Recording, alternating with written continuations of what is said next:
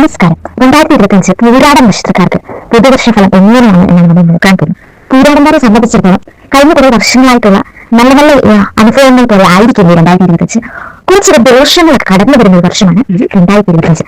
ധനക്ലേശം, സ്ഥലം മാറ്റം, മനപ്രയാസം, തൊഴിലിടത്തൊക്കെ ആണെങ്കിൽ അവിടെയും ക്ഷതോഷങ്ങളൊക്കെ ഉണ്ടായി, അവിടെ മനപ്രയാസത്തിനൊക്കെ കാരണം. അതുപോലെ കയ്യിൽ പൈസ നിൽക്കാത്ത ദിവസം, കുറേ പൈസ നമ്മുടെ കയ്യിൽ ഉണ്ടെങ്കിൽ അതിൽ കൂടുതൽ ചെലവ് സംഭവിക്കുന്ന ഒരു വർഷമായിരിക്കും. ഒരു ജോലിയിലൊക്കെ അപ്രതീക്ഷിതമായിട്ടുള്ള സ്ഥലമാറ്റമൊക്കെ നിങ്ങൾക്ക് അനുഭവപ്പെടും.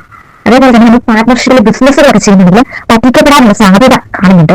ഈ കേസ്, കോടതി ഒക്കെ വാദമൊക്കെ നടന്നവർക്കാണ് കാലതാമസമൊക്കെ ഉണ്ടാകാൻ ഉള്ള സാധ്യതയും ഈ 2025 പൂരാടംകാരെ തേടി വരും.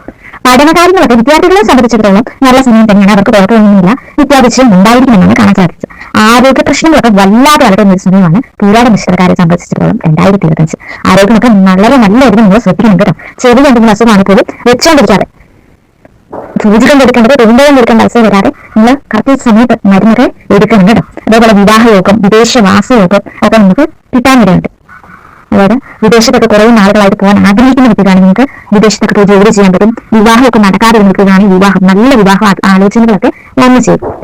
പ്രത്യേക ദോഷം എടുക്കാൻ സാധ്യതയുണ്ട്. അതായത് നിങ്ങളെ പൂർവികരായിട്ട് മരിച്ചൊക്കെ ആൾക്കാരുടെ ദോഷങ്ങൾ എന്തെങ്കിലും ബലിയൊക്കെ ഇടാതെ എത്തിയിട്ടുണ്ടെങ്കിൽ അതുവഴി നിങ്ങൾക്ക് ദോഷങ്ങളൊക്കെ വന്നു ചേരാൻ ഇടയുണ്ട്.